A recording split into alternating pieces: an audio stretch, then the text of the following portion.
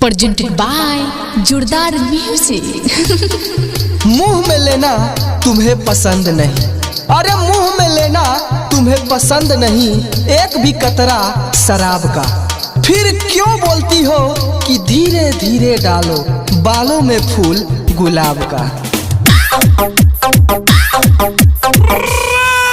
देती नहीं हो, अरे तुम देती नहीं हो जवाब मेरी बात का, और देती भी हो तो खरा हो जाता है रोम रोम मेरे जज्बात का।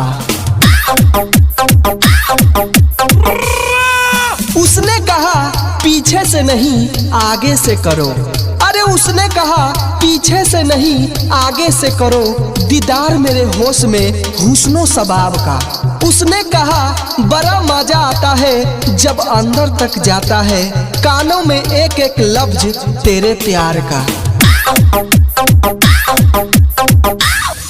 अरे सोती रही मैं करता रहा, अरे वो सोती रही मैं करता रहा इंतजार उसके जवाब का। अभी उसके हाथ में रखा ही था कि उसने पकड़ लिया गुलदस्ता गुलाब का। तुझे प्यार करूं तो कुछ इस तरह करूं, पूरी रात तुझे सोने न दूं न खुद सोऊं, तुझे बाहों में भर के चूमता रहूं, सांसें हमारी भले ही रुक जाए तुम्हारी होठों का पानी रुकने ना दूं। आपके होठों का पानी पीने का मन करता है, जिस्म से जिस्म लगाने का मन करता है। कैसे कहे क्या क्या मेरे दिल में है, आपसे एक मुलाकात में हर राज खोलने का मन करता है। डूबना है तो समुंदर में जाकर डूबो, किनारों पर क्या रखा है। अरे डूबना है तो समुंदर में जाकर डूबो, किनारों पर क्या रखा है। प्यार करना है तो बाहों में आकर करो, इशारों में क्या रखा है। जिधर देखो उधर इश्क के बीमार बैठे हैं, अरे जिधर देखो साला इश्क के बीमार बैठे हैं, लाखों मर गए हजारों तैयार बैठे हैं। साले खुद तो पड़े रहते हैं लड़कियों के चक्कर में, और फिर बोलते हैं सरकार की वजह से बेरोजगार बैठे हैं।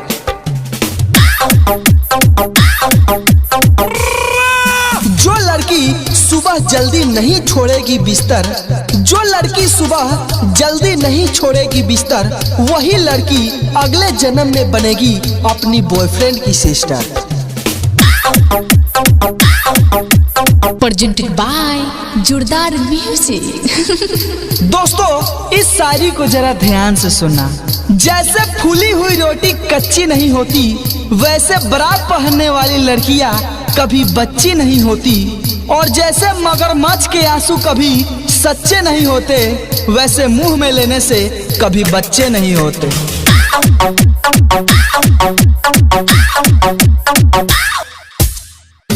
हमारी एक मुस्कुराहट पर वो हमसे वो करवा बैठे, अरे हमारी एक मुस्कान पर हमसे वो करवा बैठे। वो पैंटी पहनने वाली ही थी पर फिर से हम मुस्कुरा बैठे।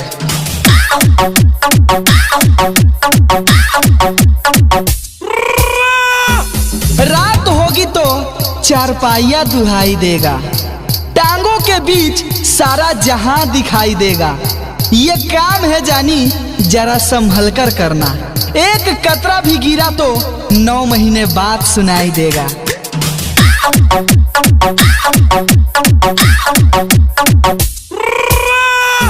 वो अपनी बदकिस्मती का किस्सा किस किस को सुनाती।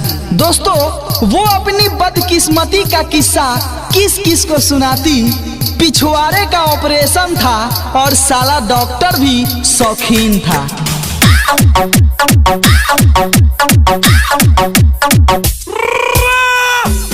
दोस्तों जरा गौर फरमाना, जहान की लिखावट में जुलूल नहीं आएगा, गमे तौहीन में कबूल नहीं आएगा। मकसूल की इबारत है यहाँ फुर्ता गालिब, तुम्हारी फट जाएगी पर यह शेर समझ नहीं आएगा।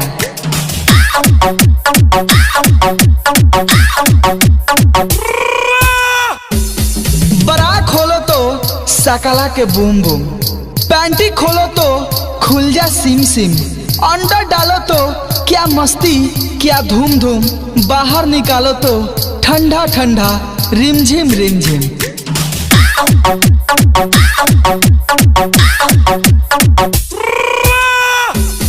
धोती ने कहा पैजामे से, दोस्तों गौर फरमाना, धोती ने कहा पैजामे से, हम दोनों बने हैं एक ही धागे से।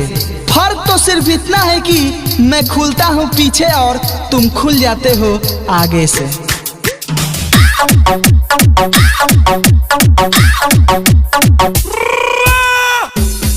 अरे चिकन ऐसे पकाओ कि कच्चा ना हो, अरे चिकन ऐसे पकाओ कि कच्चा ना हो, और मोहब्बत ऐसे निभाओ कि बच्चा ना हो।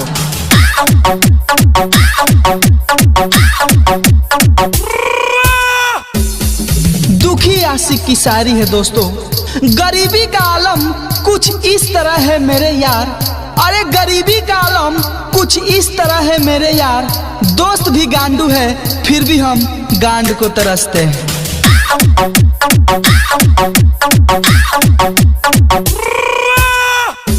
अर्ज किया है दोस्तों, नादान है कितनी वो कुछ समझती ही नहीं, सीने से लिपट के पूछती है ये नीचे से क्या चुभ रहा है।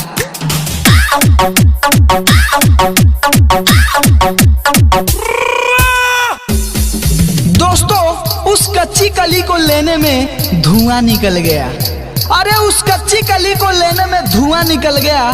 हम भी रात भर करते रहे, सुबह देखा तो साला कुआं निकल गया।